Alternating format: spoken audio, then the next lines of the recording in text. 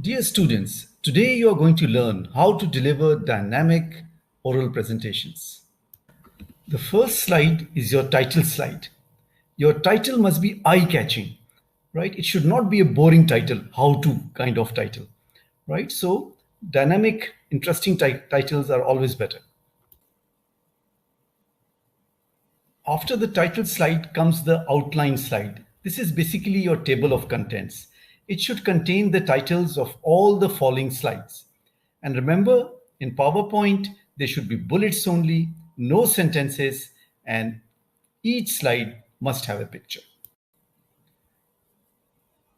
In the beginning of every presentation, it is very important to share your motivation.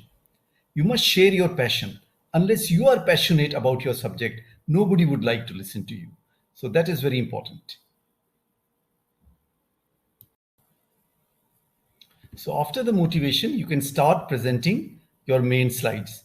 The important rules are that each slide must have a title, each slide must have a picture, don't keep more than 4 to 5 bullets, and try to spend approximately 1 minute per slide, no more, no less. In the conclusion slide, you have to summarize your main findings and try to answer all the expectations that you have built in the outline slide. The last slide is your thank you slide, in which you thank your audience and ask if there are any questions.